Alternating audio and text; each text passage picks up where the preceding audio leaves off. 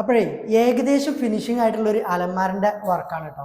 അപ്പോൾ ഈ ഒരു വീഡിയോ കാണുന്ന സമയത്ത് നിങ്ങളെ മനസ്സിലുണ്ടാകുന്ന ഒരു ചോദ്യം, ഇതേപോലത്തെ ഒരു അലമാര നിങ്ങളെ വീട്ടിലും സെറ്റ് ചെയ്യണമെന്നുണ്ടെങ്കിൽ എത്ര രൂപ ചിലവ് വരും എന്നുള്ളതാണ്. അതേപോലെ തന്നെ മെറ്റീരിയൽ എന്താണ്, കളർ കാര്യങ്ങൾ. അപ്പോൾ ഈ ഒരു വീഡിയോക്കകത്ത് ഇങ്ങനത്തെ കാര്യങ്ങൾ ഡീറ്റെയിൽ ആയിട്ട് നമ്മൾ പറയാനായിട്ട് ശ്രമിക്കുന്നത്. നിങ്ങൾക്ക് ലാഭമാണോ നഷ്ടമാണോ എന്നുള്ള കാര്യങ്ങളൊക്കെ കേട്ടോ. അപ്പോൾ വീഡിയോ ഫുള്ളായിട്ട് കാണാൻ ശ്രമിക്കുക. അതേപോലെ തന്നെ വീഡിയോ ഒന്ന് ലൈക്ക് ചെയ്തിട്ട് കാണാൻ ശ്രമിക്കുക കേട്ടോ. അപ്പോൾ നമുക്ക് അലമാര വരുന്നത് 7 അടിയാണ് ഹൈറ്റ് വരുന്നത്. അതേപോലെ തന്നെ 8 അടി നീളമുണ്ട്. നമ്മൾ 4 ഡോറും പിന്നെ ഇവിടെ ഒരു മിററിന്റെ ഒരു ഏരിയയും കൂടിയാണ് വരുന്നത്. ഒരു ഭാഗത്തേക്ക് വരികയാണെന്നുണ്ടെങ്കിൽ ഇവിടെയാണ് മിറർ വരുന്നത്. ജസ്റ്റ് ഒന്ന് കാണിച്ചു കൊടുത്തേ, കാണില്ലേ? ഇവിടെയാണ് മിറർ വരുന്നത്. കുറച്ച് ഉൾഭാഗത്തേക്ക് ആക്കിയിട്ടാണ് വരുന്നത്. അതേപോലെ തന്നെ താഴെ ചെറിയ ഡോറ് കൊടുക്കുന്നുണ്ട്.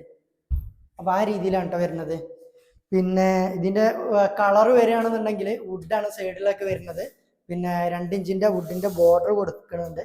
പിന്നെ ഡോറെല്ലാം വരുന്നത് വൈറ്റ് കളറിലാണ് കേട്ടോ. നമ്മളിവിടെ വർക്ക് ഫിനിഷ് ആവാത്തതുകൊണ്ടാണ് ഇത് കാണിക്കാത്ത, കവർ അയക്കാത്ത വൈറ്റ് കളറിലാണ് ഡോറ് വരുന്നത്.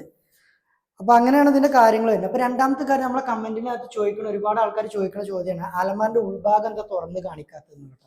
ഒട്ടുമിക്ക വർക്കിൽ കാണിക്കലുണ്ട്. ഇതിനുള്ളിൽ ആൾറെഡി ഫെറോസിമെന്റിന്റെ തട്ടുകളാണ് ചെയ്തിട്ടുള്ളത്. ഇപ്പോൾ ഫെറോസിമെന്റ് ചെയ്തിട്ടുണ്ട്, കംപ്ലീറ്റ് തട്ടുകളും കാര്യങ്ങളൊക്കെ. അതാ ഇവിടെ അതേപോലെ തന്നെ വരുമ്പോൾ ഉണ്ട്. അതേപോലെ തന്നെ ഇവിടെ ഡോറ് തുറന്നാൽ ഉള്ളിൽ 2 വലുപ്പ് കൊടുത്തിട്ടുണ്ട് കേട്ടോ. ഇങ്ങനെയാണ് വരുന്നത്. ഉള്ളിൽ 2 വലുപ്പ് വരുന്നുണ്ട്. അത്യാവശ്യമുള്ള സ്പേഷ്യസ് ആയിട്ട് തന്നെ കൊടുത്തിട്ടുള്ളത്. പിന്നെ ഹാങ് ചെയ്യാൻ വേണ്ടി 2 ഭാഗത്താണ് കൊടുത്തിട്ടുള്ളത്.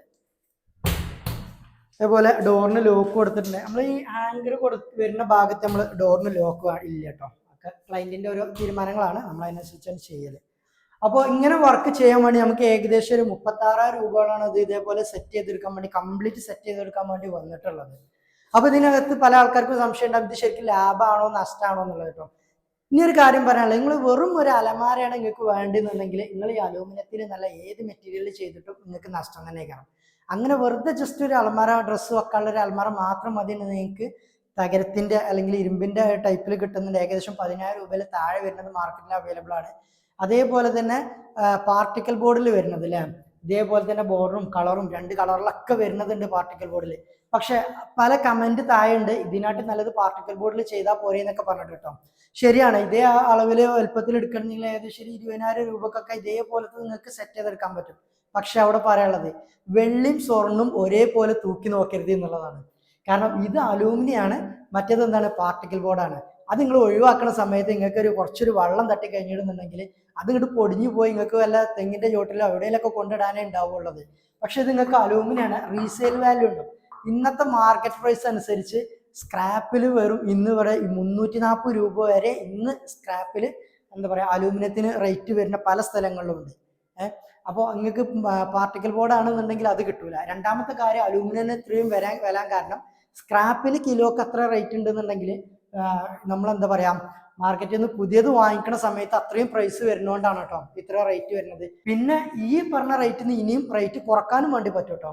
നമുക്കെന്ന് വെച്ചാൽ ബോർഡിന്റെ തിക്നെസ് കുറക്കാം. അതേപോലെ തന്നെ അലൂമിനിയത്തിൽ എടുക്കുമ്പോൾ അതിന്റെ ക്വാളിറ്റി കുറക്കാം. ക്വാളിറ്റി എന്ന് പറയുമ്പോൾ അലൂമിനിയത്തിന്റെ ഗേജ് കുറക്കാം. 1 കിലോക്ക് മുകളിൽ വരുന്ന അലൂമിനിയം പ്രൊഫൈലുകൾ ഉണ്ട്. 1 കിലോക്ക് താഴെ വരുന്നത് 800 ഗ്രാം വരെ വരുന്നതുണ്ട്.